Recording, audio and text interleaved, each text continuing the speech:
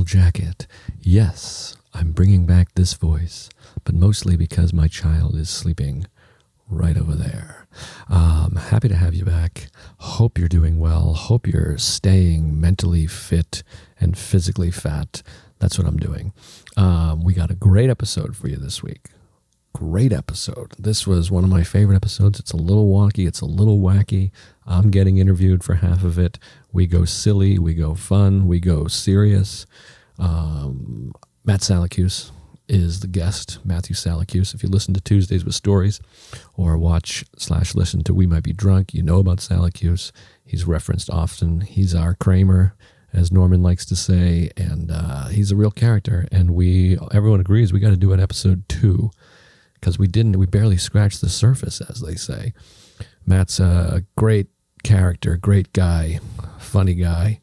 As you'll hear, we shot a film together in Key West about my friend Tom Dustin, coming soon. And Matt's just awesome, just an awesome guy. And I was excited to have him. We had a great time before, during, and after. And there'll be a part 2. And that's it. We got some big guests coming up. The biggest, most requested guest. Very excited. So subscribe. I got to get better at doing this stuff. Tell a friend. Subscribe on wherever you listen to podcasts. That pushes it up to whatever. Subscribe to my YouTube. Maybe I should start the own YouTube for it. Fuck you. I hate motorcycles. And Zen and the Art of Motorcycle Maintenance. And just get involved. Check out the Waking Up app, by the way. My favorite thing ever. And that's what I use all the time. And it's the greatest. But I meant to talk to Matt about it because he's a user of it also. But I forgot because you'll see, we had so much fun and we ran out of time because I had a babysitter upstairs. The wonderful Katie Hannigan was watching my baby, and then I went upstairs so she could go to Grove 34 to do a set. And then she ran back and took over watching the baby. And then I went and did Grove 34. It was a magical night. None of that matters except to say that Salacuse is awesome. Katie Hannigan is awesome. And Lex, my producer, is awesome. And you're awesome. And I love you. I appreciate you listening to this podcast. So many kind words, as always. And the best thing you can do is spread the word. Go on to fucking Reddit and YouTube and Twitter and tell everybody, you got to see this podcast. You got to hear this podcast. And that's it. Enjoy this conversation with my friend, the wonderful, the incomparable Matt Salacuse. Part 1. All right, we're live. We're here. I got to keep an eye on the clock because I've got a babysitter upstairs. This is terrifying. An inept, crazy, shaky, drunk babysitter. Her name's Katie Hannigan. Kidding. She's a great babysitter. You're terrified. You're nervous. Terrified. You're scared. Yeah. This is like when we had Erica on. You're the second just loser, not in show business. I'm behind the camera type of, yeah. So really? But you're on camera on We Might Be Drunk. Yeah, I guess so. But like, just not often. Like they cut to me every 15 minutes and I just say, yeah. Okay. So this is a big deal. Well, by the way, last time we had my friend Erica on and I guess I made 3 jokes and people were like, you piece of shit. She was nervous. You ruined her life. There's not always a time for laughs. Okay, so for your audience, I give you permission to make fun of me at any point. That shirt sucks. Oh, that was too fast. No, I'm kidding. That shirt is great. The shirt is great. I'm thrilled you're on. See, I don't picture you ever being nervous about anything ever. Yeah, it's because I'm behind the camera and like you people, you get nervous because like you have to perform. What you mean, you people? Shit. So I can watch you be nervous, and then like you people need a calming presence. So I try and be that. You're the calming presence. I try to. Get into that microphone. Are you wearing headphones? He's not wearing headphones. I'm not wearing headphones. Where are the cameras? You better get into that mic. You're holding it all over the place. Like I said, I've never done this. I've never done that part. Speak into the mic. Like this? Yeah. Okay. Yeah, right in there. Just... You can like feel your breath coming back at you. It's not great. No. I told you the story of my niece. She goes, your breath is bad. And there was a pause. And I go, and she goes, it's always bad. Oh! Like I was about to be like, well, she goes, don't even try. Yeah. It's always bad. And then I had my nephew said, why are your teeth all yellow? And I did a joke about it. I said, that's because Santa Claus isn't real. Oh my God. That was an old bit of mine. Thank you, folks. Hello, folks. But we got to get into it because we have a limited amount of time. I got to get to Grove 34, and I got a babysitter, the whole thing. So why don't you tell me about being a new dad? Why don't you relax me and tell me about your life? Who's doing the interview here? I love it. Nobody wants to hear about me being a new dad. Everyone's afraid that when a comic becomes a dad, it's going to be all dad all the time. But you can't not talk about it. You can't not have it seep into your material or your life. Yeah, but I mean, when I'm interviewing a friend, it's not going to. But that's great. I love it. You got a sneak preview. Yeah, it's beautiful. And right now, it's fun. I mean, you have a son.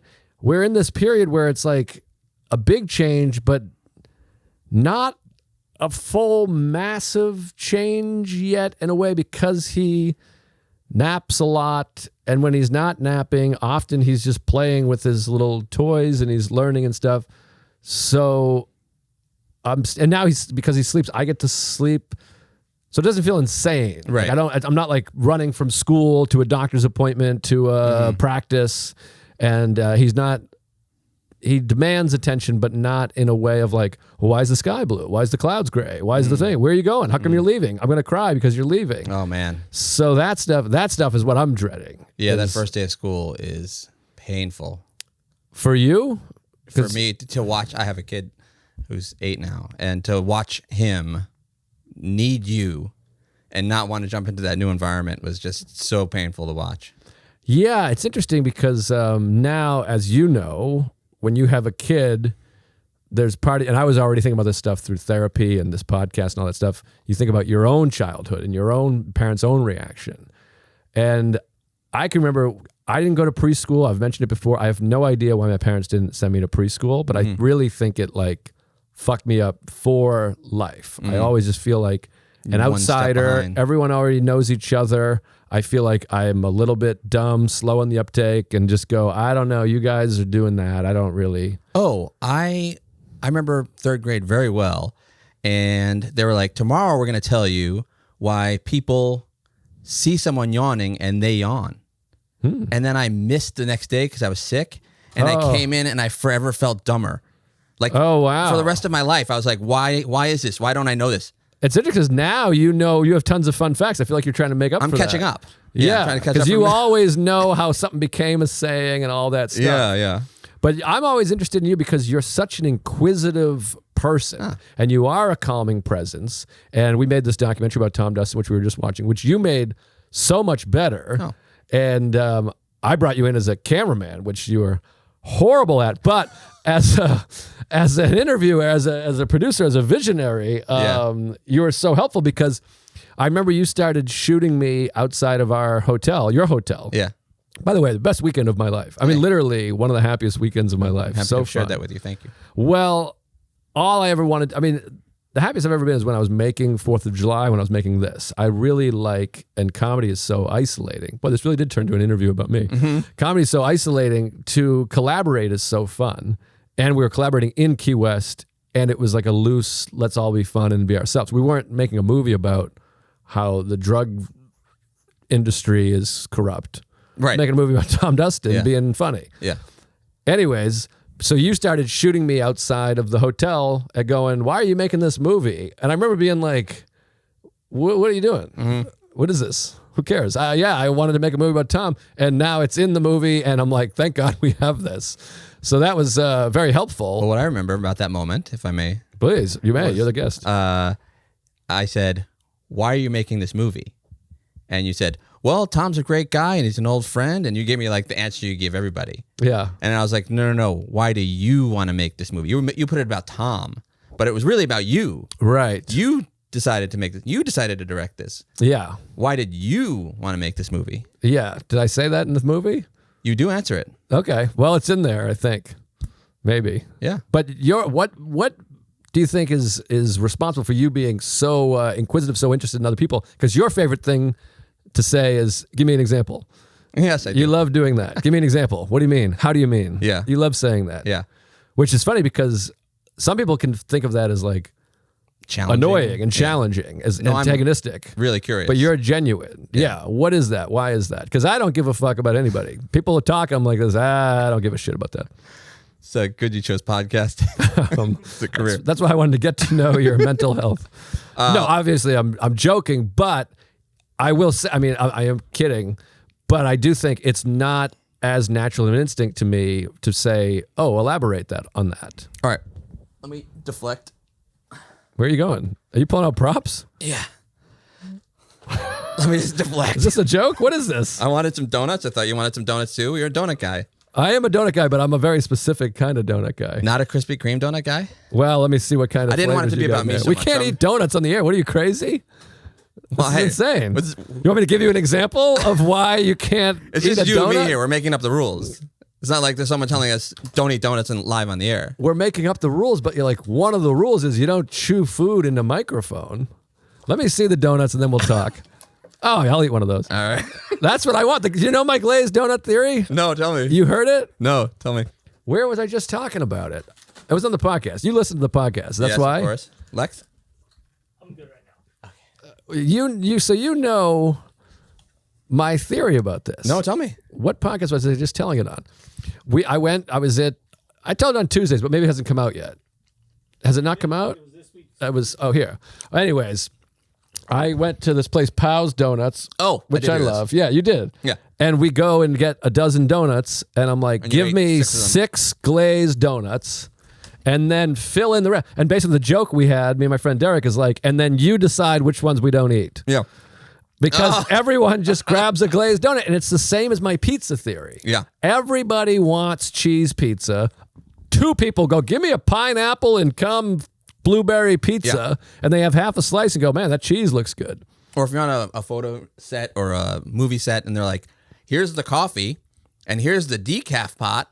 Right. Just make 2 regular pots of coffee. No one's drinking the decaf on a movie set. Good point.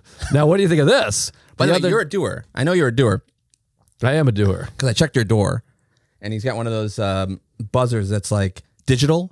Yes. And it's like, key in here, touch this, do this. And someone took a Sharpie and just wrote apartment 1F. That's this button. Apartment 2A. Well, that wasn't me. That wasn't you? No, that was the landlord. Okay, well, smart. Yeah, he's a good guy. He's a doer, too. Now, what do you mean when you say doer? Give me an example. What are you talking about, doer? Like you see a problem and you want to fix it immediately. You're not like, well, I'll just let that pass. No, that's not me. No, I got all kinds of problems I'm still not fixing. What are you, crazy? So Look at tell my me some of your career. Are problems. you kidding? I'm doing a podcast that literally 2,700 people listen to on a couch. If you saw 2,700 people at the Beacon, would you be like, it's 2,700 people? No, but that's a false equivalency. That's sort of...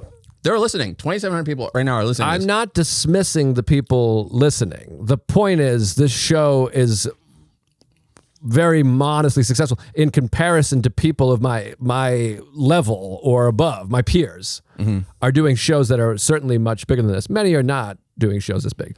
But the point is, if I was a doer, I would have a bigger audience. I'd be getting bigger. I wouldn't have... Who's your guest next week? Matt Salacuse on the podcast, shit. which some people are like, I like it, but I should try to get bigger guests. But now we're just talking about me again. I'm insecure. I got lack of confidence, and I see myself as just a piece of shit. And, probably from upbringing or whatever, which brings us to you. What is your upbringing? Are your parents together? Were they together? No, I Are they separated. alive? My dad just died. My mom, they separated when I was like 3. People are going to be furious that you're eating a donut on this. Furious. They're going to be like, all I can hear is Salacuse eating a This is donut. the sound of 27 people turning off. 2,700. But what was I going to say? Here's Your the parents. answer to your question. Why do I ask questions? My mother is an analyst. Right. Yeah, Which is so- another word for therapist. That's like Therapist, yeah. 70s talk for therapists. That's correct. When did analyst become therapist? I guess sometime in the Got to be 80s or 90s. Yeah. Because Woody, they're always saying analyst. Analyst. So but you they're grew up with different. They're different. A therapist, I believe, a therapist is, and I'm going to get fact checked here, someone who has a medical degree that can prescribe a medication. No. That's a psychiatrist. Psychiatrist. A therapist is the opposite of that. Okay, so my therapist is just a social worker. He has no... What? Yes, Alan's a social worker. So it's like a fly-by-night operation. Yeah, he's not... He has no... He literally, I mean, this is like... People think this is funny. He has like a learning disability. He writes an email. There's like no punctuation. It's half capitalized. There's no commas. The spelling's atrocious. Oh my God. Yeah, he has like trouble reading and writing. I'm not even joking. Wow. But he's a brilliant man. Okay. Yeah, he's very smart. Did you ever see Alan? No. Did you ever go to therapy? Yes. You did go to therapy? Yeah, when I was a kid. That's interesting. Tell me about that. My mother, who is an analyst, thought it was a good idea that everyone should live an examined life. Sure. An examined life is not worth living. Thoreau. Yeats. No. I think it's Plato or Socrates. Yeah, it's either Plato or Socrates. I think Plato. Okay. So she was just like, you need to think about yourself. You need to think about your life. And what age are we talking? 12. Okay. Because I was in therapy at 7 or 8 years old. What for? I was... So what do we get for a reading over there? Socrates. Thank you. Morons. Remember? What movie? Plato, Socrates, Aristotle, morons. Bill and Ted? No, that's Wallace Shawn in Princess Bride. Oh, yeah. One of the great deliveries ever. Morons. Great film. I ran into him on 17th Street. Oh, wow. And good looking guy. My mother, the analyst, said, I used to watch Taxi with her, the show Taxi. Sure. And he's Elaine's boyfriend in like 3 episodes. Oh, wow. So and I was a little kid. So she was like, when he came on, she had known him from My Dinner with Andre. Mm-hmm. My mother's like a sophisticated, intellectual New Yorker type. And she's like, watch this guy. He's funny. Wow. And to like a little kid, that's like, you're tuned in. You want to see where the funny happens. And he was funny. He was funny. And I saw him when I was walking my dog on 17th Street. And he was, feeble, kind of slow moving. And I was like, Mr. Sean. And he's like, yes. I was like, my mother told me to follow you while you were on Taxi. And she said you were really funny. And he goes, I don't need a taxi. Oh, no. I know. That's horrible. Oh, that's horrible. But that's just, I've been accused of being a Budinsky. Do you know this? Yes. About me? Yes. Have I told you any of my Budinsky stories? No, but I want to hear them. Do you know what a Budinsky is? Yes. I wouldn't just keep moving forward without, if I didn't know the word. But yeah, but you can explain to the audience. Lex, do you know what a Budinsky is? Yeah. What is it? Somebody that sticks their nose or doesn't. Yeah. Okay. Well, I thought it was like a New York. It's kind of like the Fakawis. You know the Fakawis? One of my dad's favorite jokes. That's a great joke. Yeah. So Budinskis and Fakawis, same thing. Yeah. Yeah. Should we explain? So I thought it was a Yiddish New York thing, but apparently it's not. You're from Boston? I'm from New England, but yeah, same area. Okay. Sort of. How come you don't have an accent? I have so many questions. We didn't get to finish while I was in therapy. I have so many questions. Tell me, you're 8 years old and your parents... I was so painfully, horrifically shy. I would not speak to anybody. I just sat quietly. I didn't want to meet anyone. I didn't want to talk to anybody. I was a real... they were like, something is wrong with this kid. He's fucking retarded. Yeah. He's fucking retarded. We got to go to see a therapist. I don't know if your parents are progressive or... No, they're not. Yeah. But I was just off. It's like, you're going to go to therapy, but you're fucking retarded. I was, quiet. So they sent me to get analyzed. And I read them on here, I think, at one point, and on Tuesdays. I have all the notes. It's crazy. I have notes from 1989. I was 7. I don't know why I said that. July of 89. What are the notes And it says all the notes. It said he's obsessed with death and graves, AIDS. He's has like, it was something like an unusual obsession with AIDS and cancer. I was obsessed with AIDS and cancer. And it says we need to, and I figured this out on my own. I deduced this on my own. We need to protect Joe from our fears. My parents, this is one of my biggest pet peeves, is they never did any protect. They just talked about anything. Oh, because someone could break in. Oh, man, did you hear about that break-in? The car accident, the murder, the death, the blood. Aunt behind the door? Yes, that's right. That's right. My aunt, I did a joke about it. My aunt talked about how she always checks behind the shower curtain because of the movie Psycho. She's afraid someone's waiting in there. Yeah. And she just told me that. And I was like, oh, okay, well, I guess that's what I do now, too. I wonder what I'm imprinting on my son with my bullshit. Well, you're like obsessed with New York and crime and rape. You're probably watching these documentaries and stuff, and murder and death.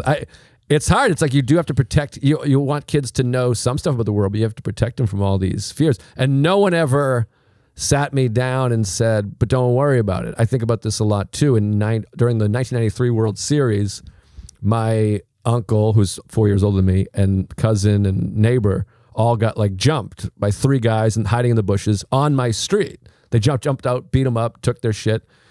And it was so scary. I was 11, and now my 15-year-old uncle has been attacked on my own street. Mm-hmm. And also they were black guys, these black people. So it was just, okay, black people jump out of the bushes and attack you. And no one ever said, well, this is rare and we'll do this, or that's not whatever. And so there was nobody. By the way, 1 year after Reginald Denny, they was talking about that. Shit. Oh my God, this guy was just driving home and these black men ripped him out of a truck and beat the shit out of him. So from the age of 10, 11, I was like, got it. Black people are going to jump out and beat me up. That's scary. And my mother also, whenever we drove through, I don't want to paint my mother in a bad light, but like we would drive through bad neighborhood, Roxbury, whatever, and they'd be like, okay, everyone lock the doors and roll up the windows. Mm-hmm. And there was no like, what? Mm-hmm. Oh, okay. Well, I guess now we're in a place where someone's going to take us. Yeah. My kid hit me the other day with like, he just saw this. This is actually 2 years ago. He was like, we saw just a black guy who just in a hoodie, and he was like, is he homeless? And I was like, no, he's got a job. He's going, I can see he's wearing a UPS hat or whatever. He's going to work. And he was like, oh, okay. And then I realized like I live in a Hell's Kitchen and like exclusively the homeless people are black. Right. And like I was like, oh, this is shitty imprint. This is shitty imprinting. This poor kid. Right. So I have to like try and reprogram that. Yeah, it's a weird thing, and how kids are taking everything in through their parents. So I took on a lot of fear. And my mother, extremely anxious person, through no fault of her own, obviously, but she was very much like, So obviously you're like, geez. And then if they're not great at connecting on an emotional level, you're going to be okay. What's wrong with you? There's not a lot of dialogue. Then you're just left to be terrified. Yeah. How old are you? It's no secret. It's Did I nail it? Very well kept secret. I feel like I just nailed it. No. Okay. No, you're off. But not by much. But anyway, so where did you grow up? You grew up in Brooklyn. I grew up in Park Slope. Now, why don't you have an accent? My parents are from Niagara Falls. But you don't get your accent from your family. Most people say. You get it from your neighborhood? You get it from your friends. When I get excited, it comes out. That's what I have. I used to sound much more Boston. That's funny. I watched the documentary with Tom, and a couple of times I say things like, oh, because you mixed right in with he has a strong accent. Yes, and so I just go back to those days. But so, yeah, you don't have a heavy accent or really at all. No. Because I feel like if someone met you and chatted with you for a while, obviously you're in the arts and you're you have a New York feel to you, but not like many other people. I would not be blown away if you were like, I'm from Albany. Or I'm from Detroit. Mm-hmm. You seem like a city guy to me, but you don't feel like a New Yorker necessarily, unless you really start talking to you about New York. Yeah, I like if here's a good Abadinsky. I saw, this is where my New York comes out. Okay. I saw 2 guys stealing a bike on 6th Avenue, and they just had a legit saw. They're just zugga. And can we say that? A couple of Zuggas were stealing a bike. You can bleep that. I mean, well, if you bleep it, it's going to sound much worse. Sound horrible. I would leave that in. That's like the old thing, the Rolling Stones. This is the kind of stuff. This is why I like hanging out with you. This is the stuff you're interested in. Is that the Stones played Satisfaction on Michael Douglas' show or whatever, and they wouldn't let him say trying to make some girl. Yeah, and he's like, well, you're going to bleep it. It's going to sound like... It's going to like we're saying, I'm trying to fuck some girl. Yeah. It's like, you're making it worse. Yeah. And he farts. So the guys are stealing the bike. Guys stealing the bike, and I just saw something I didn't like. So I ran up to them, and they were squatting down, and I was like... I went Brooklyn. I was like, yo, that's my fucking bike. Like that. Wow. Yeah. And they both turn around. They're like, Oh my God. Are they like teenagers? No, they were men. Wow. Yeah. Men stealing a bike. Yeah, men, Jerry. They're men with jobs. So, so they're stealing this bike, and then they're like preoccupied with me, and they stop cutting, and they're like, "Sorry, man, sorry." Didn't speak like that, but then the real owner of the bike comes by. Yeah, and he grabs both of us. What? He grabs me by the shoulder. He's big. He was like rugby style size. And he grabbed me and the guy. He's like, "What's going on here?" Oh my God. And I was like, "That guy's stealing your bike." Wow. Yeah. Now, why? This is what I don't get. Why are you so fearless? Because I've said this before. You don't feel like, correct me if I'm wrong, you don't feel like a guy that could really kick ass. I mean, I know you have a weapon on you at all times. I do. But I've got a low center of gravity. I feel like I could get you to the ground. But sometimes that's the problem. Now, have you had this happen? No. Because, I mean, I've studied jiu-jitsu for quite some time, so I'm not so sure you could get me to the ground. Let's put these mics down and have a... That's always interesting to me. You seem to be fearless, yet here we are on a podcast, and you say you're nervous. I'm scared shitless right now. That's so interesting. I've eased in at this point. We're 23 minutes I'm still nervous. Oh, wow. Yeah. That's interesting. Now, what are you nervous about? I don't know. Maybe like people will be like, "Oh, this guy's a fucking fraud." Oh, there's nothing fraudulent about you. Oh, thank you. Yeah, of course. What was I going to... No, Mark and I had this. He threw this out there today. And, Mark is a teller of tall tales and gets things wrong from time to time, as we all do. Now, he claims you played college baseball as a catcher. I did.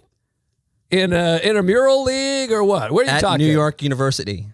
Our team name was the Violets. NYU. So New this York is like University. some kind of intramural team. You're not traveling on a bus going to play San Jose I was State. really good in high school. Okay. And Little League. I was great in Little League. Like MVP. Now we're talking. Now I can say, okay. like MVP level. Okay. In Little League. All right. And then in high school, I was pretty good. I joined a traveling wiffle ball team. I mean, I can't even tell when you're kidding. This is all real. And then I got to college. I was like, I'm going to try out for the team. I made the team. The NYU team? Yes. Okay. It was... I just cannot wrap my head around. There's no chance you're better at baseball than me. I'll go to a batting cage right now. Well, yeah, you're probably right. I saw my contract in the corner, my professional baseball contract. Holy shit. Pretty good. I saw my first slider. Slide piece. Yeah. Oh, so the coach... Oh, can I tell you about the coach? The coach underestimated me. And he's like, hit opposite field. So I was like, okay. Okay. I have the same story in my minor league. Really? Yeah. So I hit opposite field. And he's like, all right, let's go. And he meant hit away. But I thought he meant keep doing what you're doing. Yeah. So I keep hitting to second base. Uh-huh. And he's like, all right, let's see the next guy. I was like, do I get to hit? And he was like, yeah, you're supposed to be hitting. Ah. And then I was like, oh, let me see some pitches. And he said, he threw me a couple more and boom to the fence. Boom to the fence. He's like, you're on the team. It was like the natural type of situation. No kidding. Oh, wow. All right. Then we played our first game. I saw my first slider. Yeah. It must have been only 80 miles an hour. But I was like, I put the bat down. I was like, okay, I've come to the top of my level. Right. I can't do any better than this. Never mind. Yeah. And I never played again. Well, they say the curveball's kept more people out of the big leagues than anything else. People, you see a ball turn, you go, I can't do anything with that. Yeah. It's unbelievable that anybody gets aboard safely. Yeah. It's really unbelievable in baseball. And it's also crazy because everyone in the Major League Baseball hit 750 in high school. I know. It's insane. Tito Francona, who ended up being, I don't want to get too down to baseball, he ended up being getting injured all the time and a very subpar pro ball player, but a great manager, obviously. He hit I think it was something like senior year, he hit 750, and he had an ERA of .06. Oh, my God. And he wasn't drafted as a pitcher. They were like, no, we need you in the field, sonny boy. Like, nobody could hit the guy. I mean, he went 3 for 4 for his high school senior year. Yeah. And then was like in MLB. Anyways, let's get back to mental health. We haven't even talked about you, for God's sakes. Okay. Great episode still. So your dad passed a couple years ago, but your parents remained together your whole, You want to hear something whole life? horrible that I didn't think I'd ever share in public? Sure. That's exactly what we want. So my father died like just before the pandemic, like the first month of the pandemic, not pandemic related. Okay. He had dementia. Oh boy. Yeah. And then he had like some sort of like tumor. Oh, Jesus. And it was going to kill him. Okay. And it was like, well, do you save this person's life? Do you make a choice to save this person's life, even though they're not going to enjoy their life? Right. Like, do you go through chemo for someone who doesn't understand what chemo is? Right. Huh. So he doesn't have like a do not resuscitate. So it's like, we have to make a choice or whatever. Mm-hmm.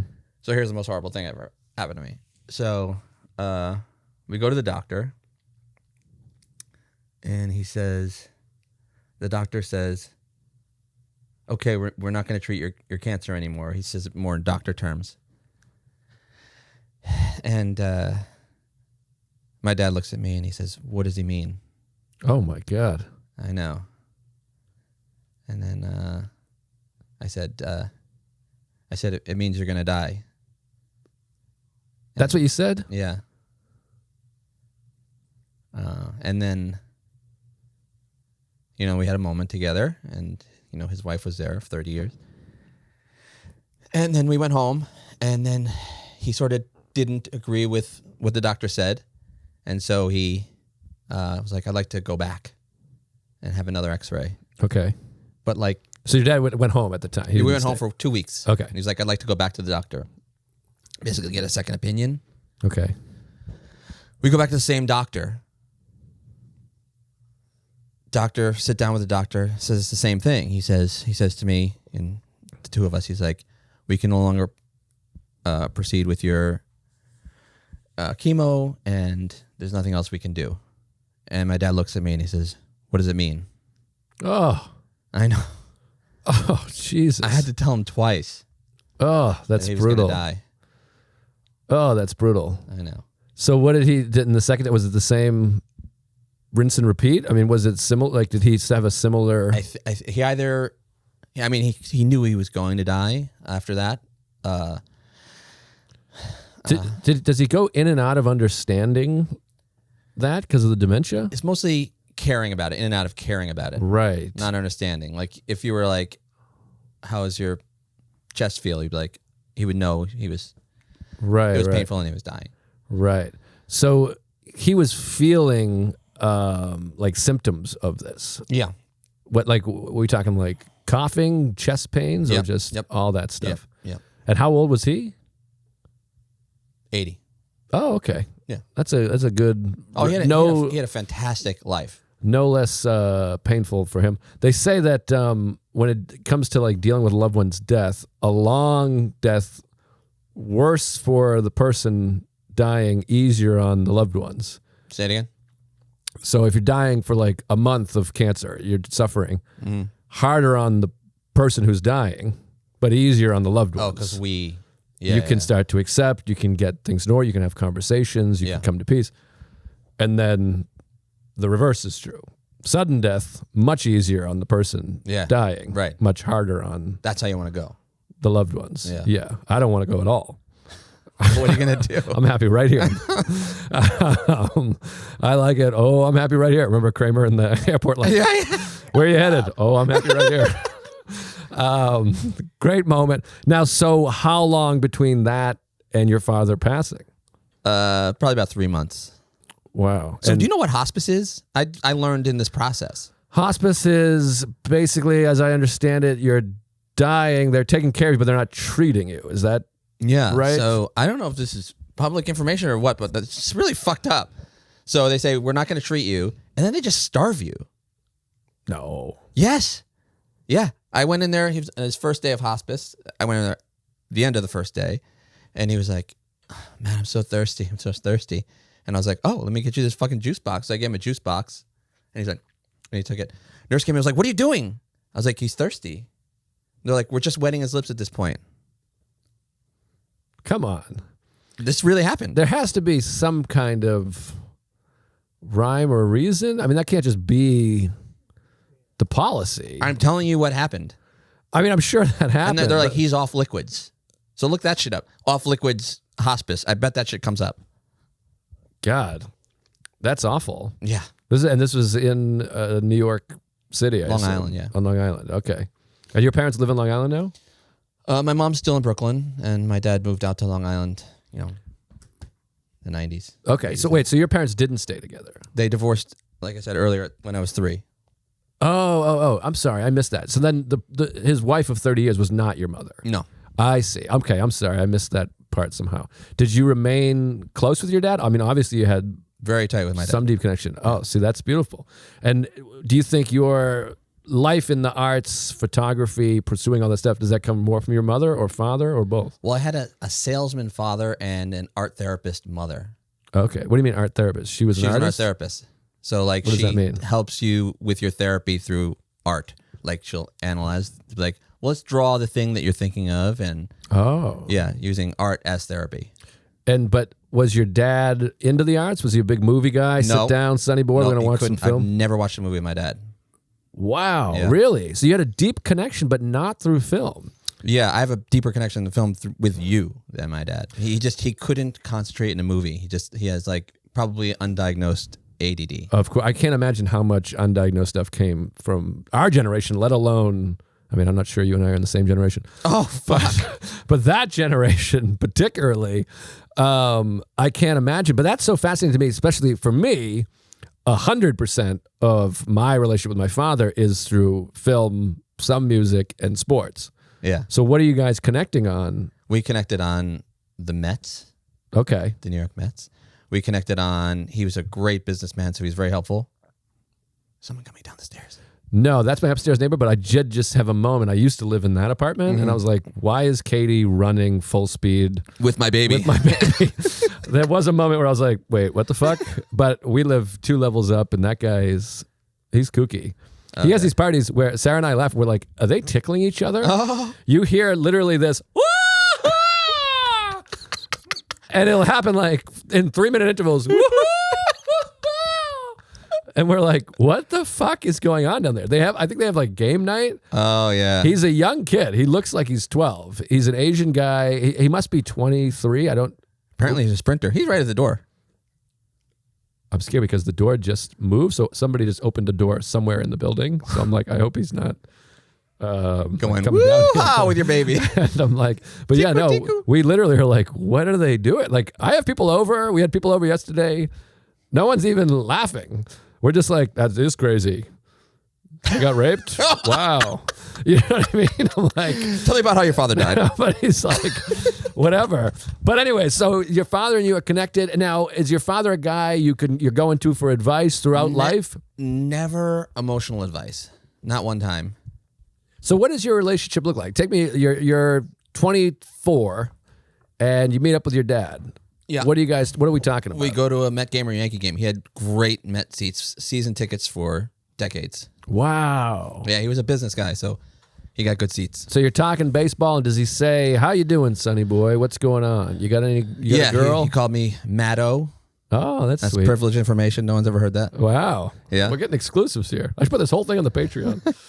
And he was a loving father, caring father. I probably wouldn't be an artist without obviously my mother, but my father especially, because out of NYU, he paid my rent for 2 years. Wow.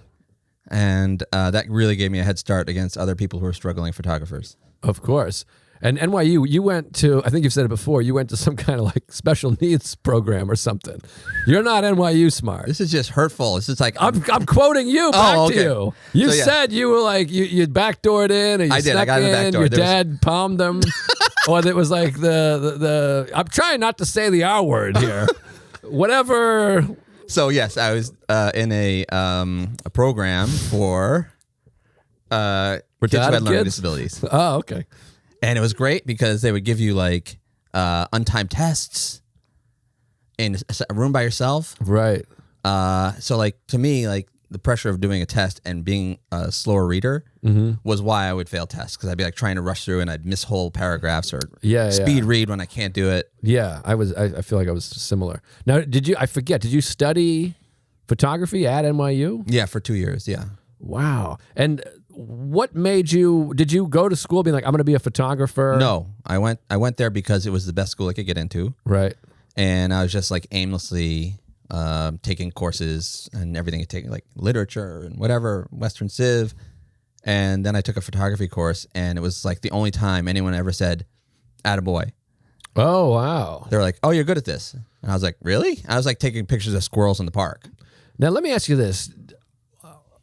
I love photography, and you're very complimentary about my photography, and people are extremely complimentary to me.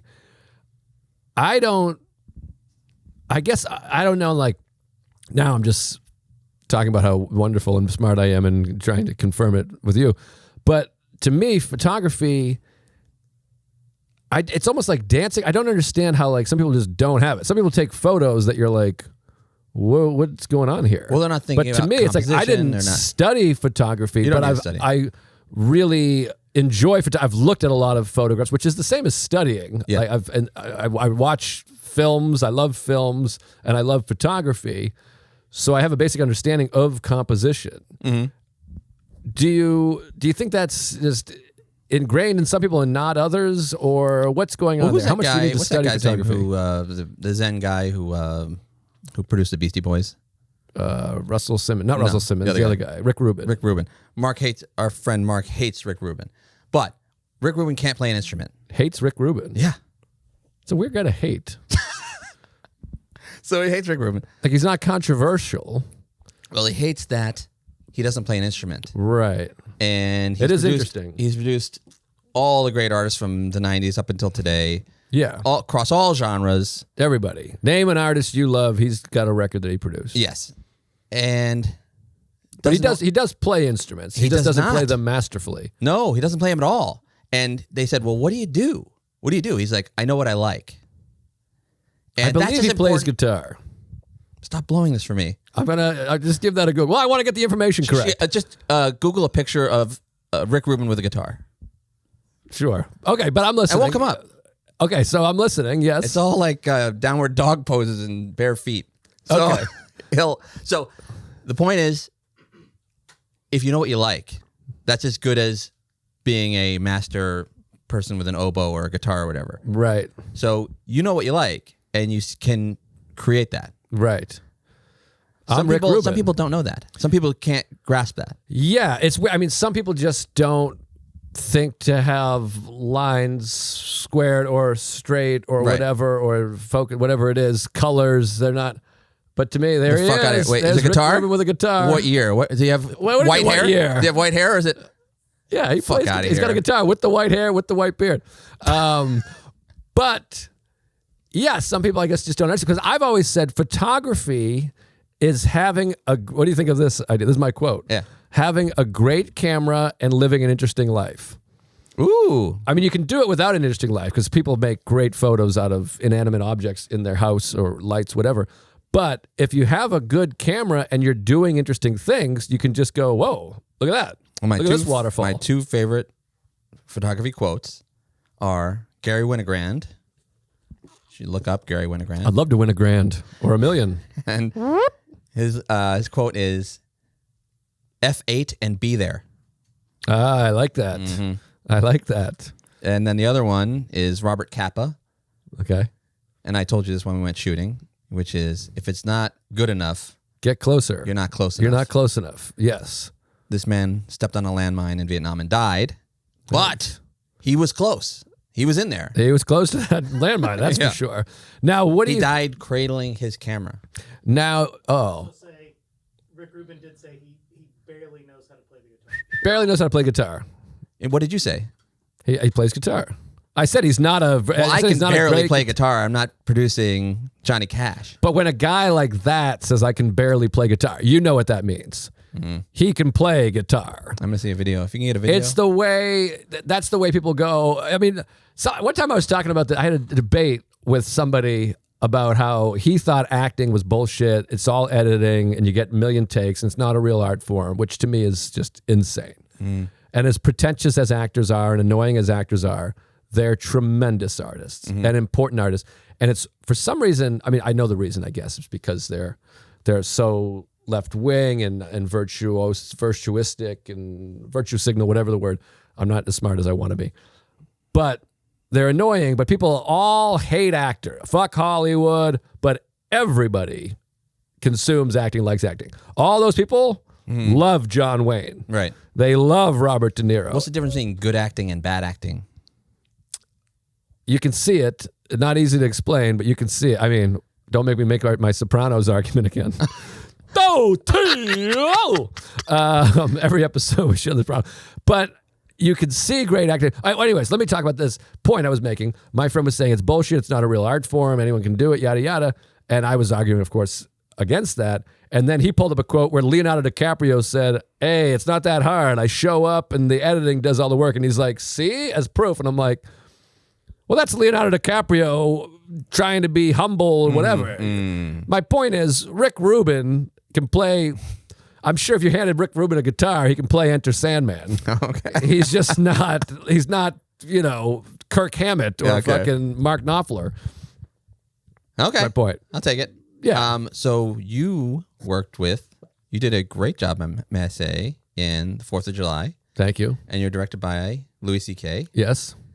Can you tell me about his directing style? Yeah. I mean, whose show is this? What the fuck's going on here? Burgeoning director, and I want to know what it's like. And anything I can glean from this would be. Well, it's hard to say because we worked so closely together on the movie and we wrote it together, and I was playing a version of myself. And so it was like already a shorthand involved. He didn't have to tell you what to do because you knew what to do because you wrote it. I mean, he was great. It's hard to say. Yeah, because I felt like such a partner in the film. It wasn't like I showed up as an actor and met my director and said, oh my God. Like if I went and got cast in a movie with, Judd Apatow. Rich Linklater. I call him Rich, like we're fucking buddies.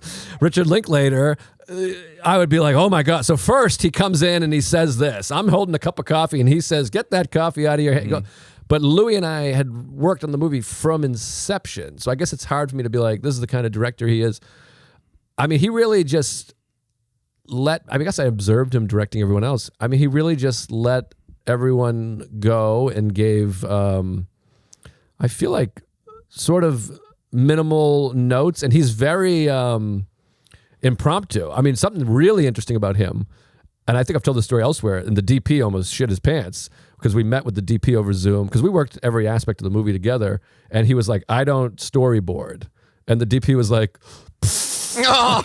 he doesn't plan any shots until it's that day. And he's like, all right, this is how we'll shoot documentary this. style. Yeah, it's really insane. And I thought it was like, I never worked on a feature film, so I was you're okay, losing light. You don't know what the next shot is supposed to look like. That's fucking crazy. Yeah, and so him and I would kind of discuss before, and it's funny because one of the best scenes in the movie I thought was when Chris Walsh, Uncle Mackie, and I were fighting in the kitchen, and it's all kind of one take, and it's just us and the cameraman. Him and I had not a debate, but I saw it one way. I was like, we'll be sitting here, and he's like, oh no, this is standing, and we kind of had a debate, and he won the debate, or I just went, okay, he's the director. So I went, okay. And it ended up being perfect, of course, and awesome. But so there was a lot of that. It was just kind of like, we're going to shoot this way. We'll shoot that way. And we also were shooting really fast. I mean, it was his budget and we had to get everything done. And it was a big ensemble. So I don't know. It was great. He never got angry. Louis and I are close and he's a great guy, but it's like the nicest and kindest he's ever been to me. Not that he's ever was he that way with every actor? I think so. He was just really sweet and happy, and it was like the happiest time of our lives. I mean, every night we were both like, "This is unbelievable. This is so cool. This is so." And he's done great major films. I mean, this was a small film in comparison. I guess so. I mean, he's made mostly small film. I mean, Pootie Tang is not. I mean, he's never made. I should say fucking World War Z or anything. Yeah. I mean, he made. His own movie that he funded with a much bigger budget with bigger stars, certainly. But no, he was awesome, and it was great. It was such a fact. Going back to what we were talking about, just collaborating with a group of people is, even if it's a small group. For us, it was 3 of us, basically, that movie we made, which isn't out yet, but will come out. Tom Dustin, Portrait of a Storyteller. But so something else you're not going to believe about me, I play basketball. You don't seem athletic, but I gotta say, I have to say, I've been getting this my whole life, and it makes me furious. Now, granted, like you can't fight. It looks like you can't fight, but you can kick ass, right? Yeah. Okay, so. But people think this about me, but also, here's the difference. People are seeing me on camera, and they think that I'm much shorter and much skinnier than I am. Well, you're like 6'1"? 6'2", and I go to the gym, work out. So people think like I'm a dork because I have an overbite and crooked teeth and glasses. I'm looking at you. We're going to fight before this is over, dude. Well, I feel like I could hold your head out like this, and you'd be like Wallace Shawn in Princess Bride. Do you need a taxi? I'd be Andre. So I play basketball. This is the reason I brought it up for a reason. Well, you're a New Yorker, which is so quintessentially basketball in New York are so connected, yeah. deeply connected. So feels like a photographer for 2 decades, and I joined a fucking basketball league. Okay, and it was like one of the greatest things I've ever done. I'm interested. I'll tell you why. Because it's like, was this years ago? Or? Oh shit! Right in, folks. We got to do another episode because we haven't even gotten to anything. We got to wrap up soon. We're talking about basketball and my life. No, I got a point. So my whole life, it's like, you're the director, you're the photographer on set. Everyone's catering to your bullshit. Like, if you're like, I don't know, I think we should strike that light and bring this in, and I think you should, act like that's who you are on set, and everyone's like making sure you're okay or whatever. I got to pass the ball in basketball. It was such a freeing feeling. Like, oh, it's not about me. And it was great. You're damn right you passed it. No one's letting you take a jumper. As soon as you get it, they're like, just give it back. You're the guy when they inbound just hands it back to the point guard and jogs up. I did set a lot of picks. But anyway, so you're a basketball guy, you're a photographer, and so how did you get into comedy? Where the fuck did you come from? Everybody wants to know. Because I try to think of this too. Do you ever think of like, I don't remember meeting you. Where did I meet you? Where did I meet you? Louis C.K. before I met you. Oh, that's right. You came and photographed us on the Upper West Side. That's where I first met you. 2015. Yes, and the payphone. Yes. We had our winter coats. I'm wearing a Michigan hat. Yes. Wow. That I remember. So I photographed Louis in 2012. On the hotel bed. Yes. Which is a great photo. Oh, thank you. Of course. But like, I was always sort of like the quirky comedy photographer. Like, I would add humor to my photography. Right. That's what I was known as a photographer. Mm-hmm. And then I met you and Mark on that shoot. No, you met Mark before that. Mark, maybe 6 months before. But Mark he was like, I know this guy, he wants to shoot us. Yeah, like I literally met him. Someone put us together. Okay. And said, you guys should shoot something together. And we did. Okay. And it was fine. And then he was like, can you shoot my podcast that I'm starting, which was Tuesdays with Stories? No, it had already been going for a minute. A year. 2 years. Started in September 2013. Okay. So, I'm not doubting you. Okay. I mean, I feel bad. I feel like I'm correcting you, but I want to get the fact. I'm a big facts guy. Okay. Except with Mark. I just, you let Mark go. You just go, yeah, he played D1 baseball. SNL. So I got a bet with Norman. He's going to host SNL in the next 2.5 years. There's no chance. $100. You're saying no chance? $1,000 he told me. $100. No, I changed it to $100. He told me $1,000. I know. Him and Chuck both said, 1,000, but it's on tape. $100. I make that bet. Just, can't lose. Can't lose. Yeah. So what kind of friend are you? I'm shooting a friend that shoots you straight. So you got no chance at SNL. I shoot him gay, baby. Why would he have no chance? He's got 1 million followers. He's a rocket ship. Yeah, no, he's extremely talented. He's selling out theaters. It's great. But he's very talented. Let's leave it at that. Good fellas. Kissing Nat King Cole over here. I know. That's good acting.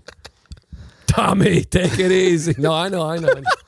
There's never been better acting in anything ever than Goodfellas. That's the peak to me. Yeah. That is the peak. Yeah. Tell me that doesn't feel so fucking real, that scene.